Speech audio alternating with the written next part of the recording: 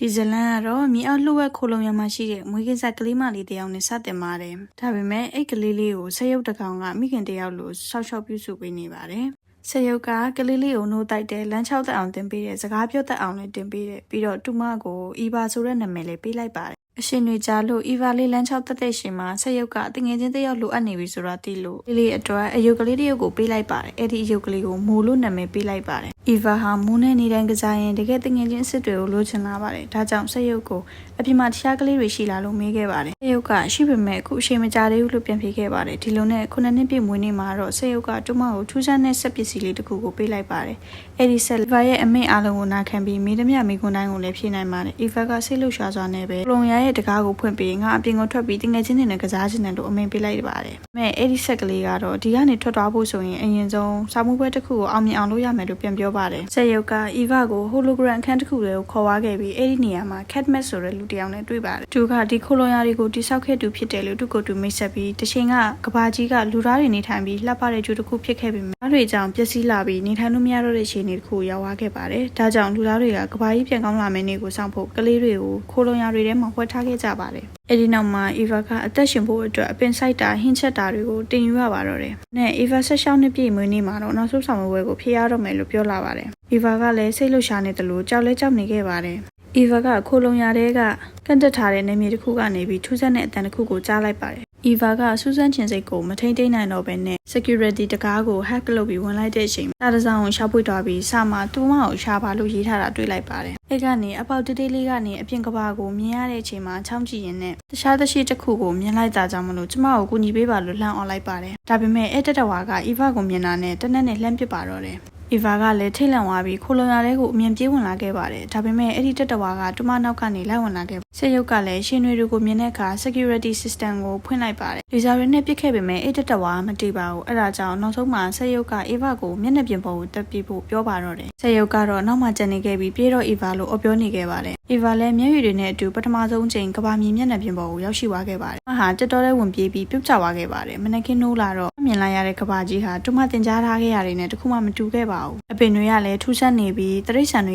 ကလည်းဂျိုသားတွေလိုဖြစ်နေပါတယ်။အီဗာရှိမှရှိနေတဲ့ဆက်ကတော့ဘာတွေလဲဆိုတာကိုမပြောပြနိုင်ပါဘူး။အီဗာဟာအစာရှာဖို့လျှောက်သွားရင်လူပုံစံနဲ့တူတဲ့တစုံတစ်ခုကိုတွေ့လိုက်ရလို့ဝမ်းတာအားရနဲ့အဲ့ဒီလူစီပြေးသွားခဲ့ပါတယ်။ဒါပေမဲ့ရုတ်တရက်တစ်ပင်ကြီးတစ်ပင်ကအီဗာကိုလှမ်းပြီးတော့ဖမ်းဆီးလိုက်ပါတော့တယ်။အချိန်မှာပဲတူမပြေးသွားခဲ့တဲ့လူကပြန်လှည့်လာပြီးပင်းကြီးကိုဖျက်တော့ကအီဗာကိုကယ်တင်ပေးလိုက်ပါတယ်။ဒါပေမဲ့အဲ့ဒီလူကလူသားမဟုတ်ပဲဂျိုသားတစ်ယောက်ဖြစ်နေခဲ့ပါတယ်။အီဗာကကြောက်သွားပေမဲ့အဲ့ဒီဂျိုသားကတူမကိုအန်တီမပြုတ်ဘူးဆိုတာသိလာပါတယ်။ဒါကသူ့နာမည်ကရူဗန်ဒါလို့ပြောပါတယ်။အီဗာကကျမလူသားတယောက်ကိုတွေ့ဘူးလားလို့မေးပေမဲ့ရူဗန်ဒါကဘာမှမဖြေပဲတူလန်းတူဆက်သွားပါတယ်။အီဗာကနောက်ကလိုက်ပြီးမင်းနေတော့မှပဲရူဗန်ဒါကရုတ်တရက်တူမပါးစပ်ကိုပိတ်လိုက်ပါတယ်။ဘာကြောင့်လဲဆိုတော့အနီးနားမှာမူဆိုးသားရဲ့တကောင်ရှိနေအောင်ခန်းစားမိလိုက်လို့ပါ။ဒါပေမဲ့နောက်ကျသွားခဲ့ပါပြီ။မူဆိုးကသူတို့ကိုဖမ်းမိသွားပြီးတစ်ပယ်ပေါ်မှာစောက်ထိုးရှိထားလိုက်ပါတယ်။အီဗာကထိတ်လန့်နေပေမဲ့ကိုယ်တိုင်လွတ်မြောက်နိုင်မယ့်နည်းကိုရှာတွေ့သွားပါတယ်။လွတ်သွားတဲ့အချိန်မှာတူမရဲ့ဆက်ရုပ်မမေကိုလည်းတွေ့လိုက်ပါတယ်။ဒါတွေမကပါဘူး။အလွန်ကြီးမားတဲ့တက်တဝါကြီးတကောင်ကိုလည်းရှုံနှောင်ထားတာမြင်လိုက်ရပါတယ်။သူ့ရဲ့နာမည်ကတော့အိုတိုပါ။အိုတိုကစကားမပြောပေမဲ့အီဗာရဲ့စိတ်ထဲကိုဓာတ်ရိုက်ပြောပြီးတော့စိတ်ကနေဆက်သွယ်ပေးပါတယ်။အီဗာကအိုတိုကိုလွှတ်ပေးလိုက်တဲ့အချိန်မှာမူဆိုးသားရဲ့ကလည်းအိုတိုကိုလိုက်ဖမ်းနေတာကြောင့်အီဗာကရူဗန်ဒါကိုလည်းကယ်လိုက်ပါတယ်။တတိမိနေတဲ့တူမရဲ့ဆက်ရုပ်မေကိုလည်းပွေ့ဖက်ထားပြီးထွက်ပြေးပါတယ်။ဒါပေမဲ့မူဆိုးသားရဲ့ကသူတို့ရှေ့မှာပို့လာပြန်ပါတယ်အဲ့ဒီချိန်မှာအိုတိုကပြန်လာပြီးငါ့အပေါ်တက်လို့စိတ်ထဲကနေပြောလိုက်ပါတယ်အရှိမကြောက်ကန်းစွန်းပါးကြီးကိုရောက်နေပေမဲ့အိုတိုကမရက်ခဲ့ပါဘူးသူကကြောက်ကန်းကမ်းပါးကနေပြီးခုံချလိုက်ပါတယ်ဒါပေမဲ့သူတို့ကအမြေပေါ်ကိုမပြုတ်ကြပဲပြန်နေတာကိုသတိထားမိလိုက်ပါတယ်အီဗာကအိုတိုကိုပြန်နိုင်တာလားလို့မေးတဲ့အချိန်မှာအိုတိုကတော့ပြန်တာမဟုတ်ဘူးဂလိုက်လောက်တာလို့ဖြေပါတယ်မူဆိုးသားရဲ့နဲ့အဝေးတဲ့နေရာကိုရောက်သွားပေမဲ့အီဗာကတရုတ်အမိကပြန်သတိမရသေးတာကြောင့်ပို့ပြီးတော့စိုးရိမ်နေပါတယ်ဒါကရူဝမ်ဒါစီကပစ္စည်းတွေကိုရှာဖို့လုပ်တဲ့အချိန်မှာရူဝမ်ဒါကပီကက်တစ်ခုကိုကျွေးလိုက်ပါတယ်။ဘာကပီကက်ကိုစားလိုက်တာနဲ့ရူဝမ်ဒါပြောတဲ့စကားတွေကိုနားလည်လာပါတယ်။အချိန်မှာပဲရူဝမ်ဒါကမင်းကစကားရမ်းများတယ်တိတ်တိတ်နေဆိုတာကိုပြောလိုက်ပါတယ်။ဒီအချိန်မှာဆေးရုံမမေကလည်းနိုးလာခဲ့ပြီးရူဝမ်ဒါကိုလူဆိုးလို့ထင်ပြီးတော့တိုက်ခိုက်ပါတယ်။အီဗာကလူဆိုးမဟုတ်ဘူးလို့ဝန်သားပြီးတော့ရှင်းပြပါတယ်။ခဏကြာမှပဲအီဗာကရူဝမ်ဒါအင်းကြီးပေါ်ကလူသားတွေတုံခဲ့တဲ့ဒစိတစ်ခုနဲ့တူတဲ့အရာကိုရှောက်ပွေတွေ့ရှိသွားပါတယ်။ရူဝမ်ဒါကတော့မြို့ထဲကဆိုင်တစ်ဆိုင်မှာတွေ့ကြတာလို့ပဲပြန်ဖြေပါတယ်။အီဗာကလည်းရှင်းရှင်းအဲ့ဒီနေရာကိုတွားရှင်းလာပါတယ်။မဲ့ရူဝမ်ဒါကအလကားမကူညီရကြမလို့အီဗာကသူ့ရဲ့ဆက်ကလေးကိုပေးမယ်လို့ပြောလိုက်ပါတယ်။လူနဲ့သူတို့ခရီးတွားနေတော့မှပဲအီဗာကအကူညီတောင်းတဲ့တန်တစ်ခုကိုကြားလိုက်ပါတယ်။အတန်နာကိုတွားကြည့်လိုက်တဲ့အခါမှာထောင်ချောက်ထဲမှာပိတ်မိနေတဲ့ဆန်းစနိုက်ပါအကောင်လေးကိုတွေ့လိုက်ရပါတယ်။ရူဝမ်ဒါကချက်ချင်းအဲ့ဒီကောင်ကအန်ဒီရများတယ်ဆိုပြီးသတိပေးခဲ့ပါတယ်။ အီဗာကအန်တီရဲ့များမှန်းတိပေမဲ့ဆန်စနိုက်ပါလေးကိုကဲဘူးဆုံးဖြတ်လိုက်ပြီးတော့အနားကိုသွားလိုက်တဲ့အချိန်မှာမိုဆိုးကြီးကပြန်ပေါ်လာခဲ့ပါတယ်။ရူဝမ်ဒါကလည်းအီဗာကိုဆွဲပြီးတစ်ပင်အောင်မှာဝင်ပုန်းလိုက်ရပါတယ်။မိုဆိုးကတော့ထောင်ချောက်မှာမိနေတဲ့ဘေဘီဆန်စနိုက်ပါလေးကိုဖမ်းပြီးတော့ခေါ်သွားပါတယ်။ဒီလိုနဲ့နောက်ဆုံးမှာတော့မြို့ထဲကိုရောက်ရှိလာပြီးအီဗာကမြို့ကိုမြင်ရလိုက်တဲ့အချိန်မှာမျက်လုံးပြူဝဖြစ်သွားခဲ့ပါတယ်။မြို့ဟာတူမမြင်ဘူးတမျှထဲမှာအလားပါဆုံးနေရာတစ်ခုဖြစ်နေပါတယ်။ဒါပေမဲ့ရူဝမ်ဒါကမင်းတို့ကမြို့သူမြို့သားတွေမဟုတ်တဲ့အတွက်မင်းတို့ကိုမြင်ပြဿနာတက်နိုင်တယ်လို့ပြောပါတယ်။ဒါကြောင့်မလို့အဝတ်စားတွေနဲ့ရုပ်ဖြတ်ပေးလိုက်ပြီးအော်တိုကိုတော့မြို့ပြင်မှာပဲစောင့်ခိုင်းထားလိုက်ပါတယ်။လုံနဲ့သူတို့ဟာဈေးဆိုင်ကိုတွားခဲ့ပြီးဒီရဲ့ပစ္စည်းကိုဘယ်ကနေရလာတာလဲသိချင်တယ်လို့မေးလိုက်ပါတယ်။ဒါပေမဲ့ဈေးဆိုင်ပိုင်ရှင်ကအလကားမပြောပြချင်ပါဘူး။ခယူးခွန်900ပေးလို့ရှိရင်ပြောပြမယ်လို့တောင်းဆိုပါတယ်။အေဗာတို့ကလည်းအဲ့လောက်ပတ်စံမရှိတာကြောင့်သူတို့ကိုဆိုင်ပိုင်ရှင်ကဆိုင်ထဲကနေနှင်ထုတ်လိုက်ပါတယ်။အေဗာဆင်းညစ်နေတဲ့အချိန်မှာပဲမြို့သားတစ်ယောက်က Spider Fish လို့ခေါ်တဲ့ငါးလောင်းပြိုင်ပွဲရှိကြောင်းပြောပါတယ်။ကဆက်ရှင်ပြိုင်ပွဲဝင်ဖို့ဆုံးဖြတ်လိုက်ပါတယ်။ဒါပေမဲ့ပြိုင်ပွဲအတွက်တမိုးရှိတဲ့ပစ္စည်းတစ်ခုကိုလောင်းကြီးထည့်ရမှာပါ။အေဗာမှာဘာမှမရှိတော့တာကြောင့်သူမရဲ့အမေကိုပဲစက်ရုပ်အပေါင်ခံပစ္စည်းအနေတစ်ခုနဲ့ထားလိုက်ပါတယ်။ဟိုကရင်တော့ခယူးခွန်900လည်းမရတယ်လို့သူ့ရဲ့အမေကိုလည်းဆုံးရှုံးရမှာပါ။ဒါပေမဲ့ရူဝမ်ဒါကတော့အေဗာနိုင်မယ်လို့မယုံကြည်ပါဘူး။ဒါကြောင့်လဲဆိုတော့အေဗာရွေးလိုက်တဲ့ငါးကအနှီးဆုံးကောင်ဖြစ်နေလို့ပါပဲ။ပြမွေးစားတာနဲ့တခြားငါးတွေရဲ့အရှိအုံမြင်မြန်သွားပေမဲ့အီဗာရွေးထားတဲ့ငါးလေးကတော့နောက်ဆုံးမှကျန်ခဲ့ပါတယ်။ရူဝမ်ဒါက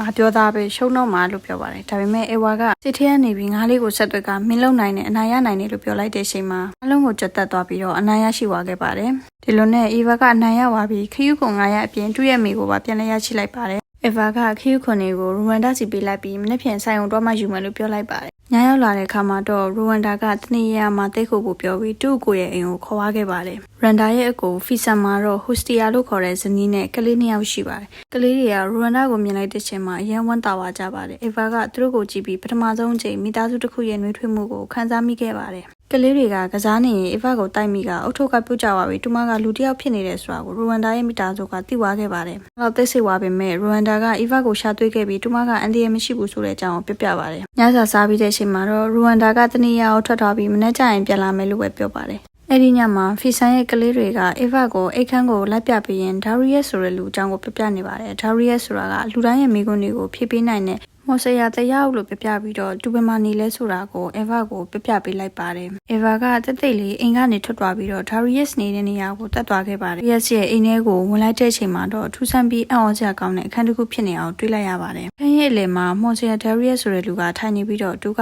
တိတ်မှာဖြစ်ခဲ့တဲ့ရာအလုံးကိုတည်တဲ့လူလို့ပြောပါတယ်။ဒါပေမဲ့သူကမိခွန်းတိုင်းကိုလက်ကားမဖြည့်ပေးပါဘူး။အဖြေတစ်ခုလိုချင်တဲ့သူတိုင်းကသူ့အတွက်လက်ဆောင်တစ်ခုကိုပေးကြရပါတယ်။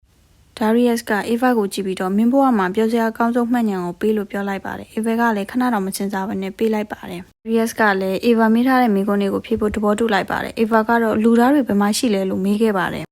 ဒါရီယက်ကလည်းဂျူဂျိုကိုအရင်တုန်းကကဘာလို့ခေါ်ပြီးတော့တူတူဂျိုသားမျိုးနွယ်စုတွေကဒီကဘာကိုအသက်ရှင်နိုင်တဲ့ paradise တစ်ခုလို့မြင်တာကြောင့်မလို့လာခဲ့ပေမဲ့လူသားတွေကကြိုးစုံမဲ့စာတိုက်ခိုက်ဖျက်ဆီးခဲ့ပါတယ်။ဂျူသားတွေလည်းတေဆုံးသွားခဲ့ရပြီးလူသားတွေကကဘာကြီးကိုဖျက်ဆီးခဲ့ပါတယ်။ဒါကြောင့်ကျန်ခဲ့တဲ့ဂျူသားတွေကပဲကဘာကြီးကိုပြန်လည်တည်ဆောက်ပြီးကဘာဆိုတဲ့နာမည်စာအိုပိုနိုလို့ပြောင်းခေါ်ခဲ့ပါတယ်။ဘာကအမှန်တရားကိုမယုံမကြည်နိုင်ဖြစ်နေတော့မှပဲဒါရီယက်ကအေဗာကလူဖြစ်မှန်သူ့ရဲ့မှတ်ဉာဏ်တွေကသစင်သိသွားတာကြောင့်ရုတ်တရက်ဒေါသထွက်သွားခဲ့ပါတယ်။မင်းတို့ကမကောင်းဆိုးဝါးတွေပဲငါတို့ကိုတက်ခဲ့တာမင်းတို့ပဲလို့ပြောပြီးအေဗာကိုအိန္ဒိယကနေနှင်ထုတ်လိုက်ပါတယ်။အေဗာဟာလည်းစိတ်ရင်းထိခိုက်သွားပြီးငါကတကယ်မကောင်းဆိုးဝါးတစ်ယောက်လားဆိုပြီးကိုမင်းနေမိခဲ့ပါတယ်။ဒါပေမဲ့အေဗာကတခြားလူသားတွေရှိနေနိုင်တယ်လို့ယုံကြည်တာကြောင့်ဈေးဆိုင်ကိုပဲပြန်သွားဖို့ဆုံးဖြတ်လိုက်ပါတယ်။ဟိုသွားတဲ့လမ်းမှာရူဝမ်ဒါနဲ့ပြန်ဆုံပါတယ်။ရူဝမ်ဒါကတော့သူမမျက်နှာ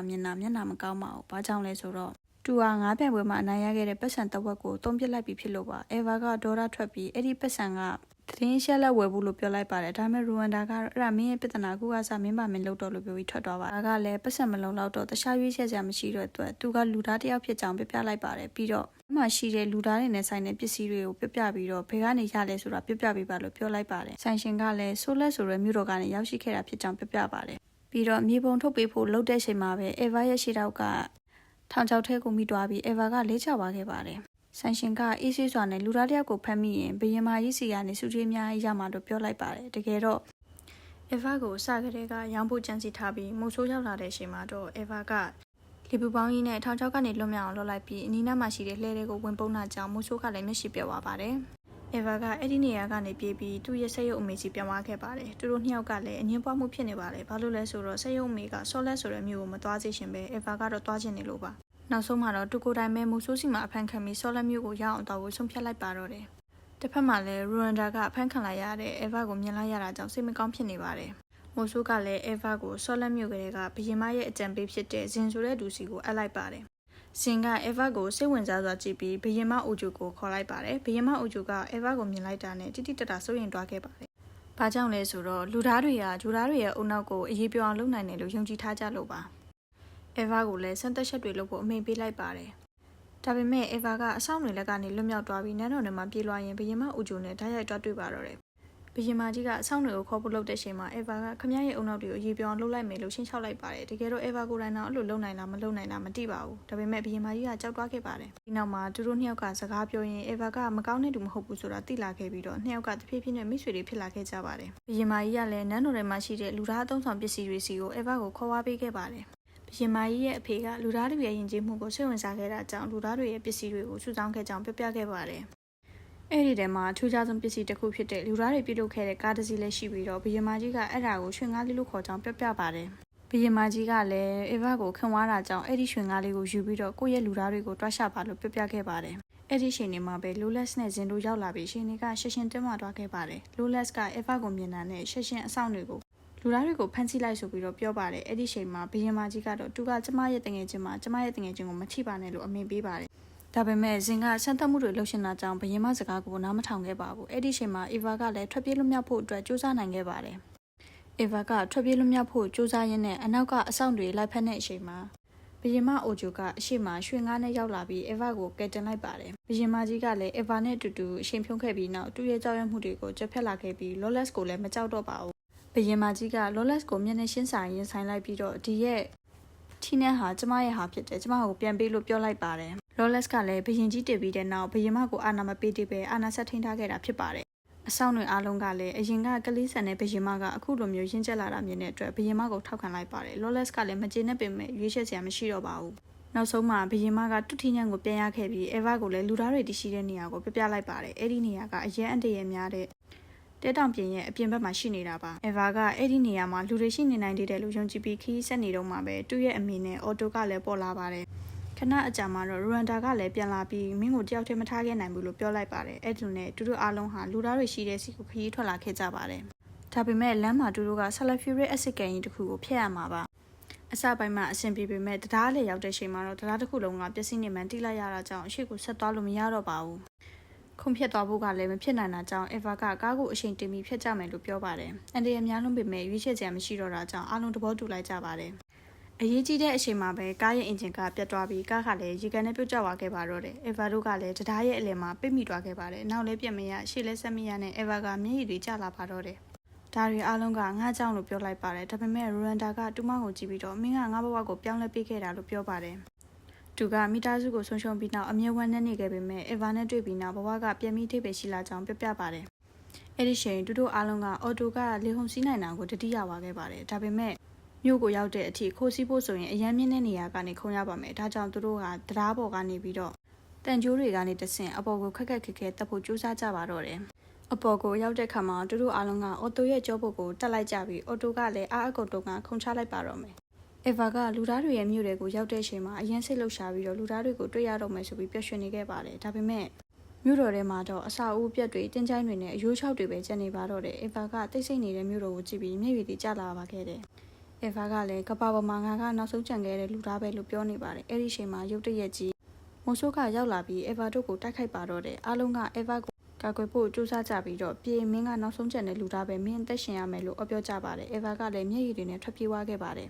်အေဗာကပုံခုနေရကနေအခွင့်အရေးတစ်ခုကိုတွေးလိုက်ရပါတယ်ဒါပေမဲ့မိုဆိုးကဖမ်းမိသွားတဲ့ချိန်သူကမိုဆိုးကိုဓာတ်နဲ့ပြန်ထုတ်လိုက်ပါတယ်ပြီးတော့မိုဆိုးရဲ့လက်နက်ကိုပဲတုံပြီးမိုဆိုးကိုပြန်တိုက်ခိုက်လိုက်ပါတယ်ဒါပေမဲ့မိုဆိုးကမတေးပဲထပ်မံရောက်ရှိလာပြီးအေဗာကိုတနက်နဲ့ပြစ်ဖို့ချိန်ထားပါတော့တယ်ဒီချိန်မှာပဲဆက်ရုပ်မမီကဂျားဝင်ခံပေးလိုက်ပါတော့တယ်အေဗာကမဖြစ်ဘူးလို့អော်လိုက်တဲ့အချိန်မှာအေဗာကဲဖို့ကြိုးစားခဲ့တဲ့ baby sense sniper လေးတွေပြန်ပေါ်လာခဲ့ပါတယ်ဒါပေမဲ့ဒီတစ်ခါမှာတကောင်တည်းမဟုတ်ပဲနဲ့အကုန်လုံးကမိုဆိုးကိုတိုက်ခိုက်ကြပါတော့တယ်ဆက်ရုံမမေကလည်းအေဗာကိုငါမင်းကိုဂုဏ်ယူတယ်လို့ပြောပြီးတော့အေဗာရဲ့လက်ထဲမှာပဲရှက်တောင်းဖြစ်သွားပါတော့တယ်အဲ့ဒီချိန်လီရင်ဘော်ကလူတစ်ယောက်ကရောက်လာပြီးမင်းကိုလူသားတွေရှိတဲ့နေရာကိုခေါ်ဆောင်ရမယ်လို့ပြောပြီးဇလန်လေးပြီးဆုံးသွားခဲ့ပါတယ်နောက်အပိုင်းကိုလည်းပြပြပေးမှဖြစ်တဲ့အတွက် subscribe လေးလုပ်ပေးကြပါအောင်ရှင်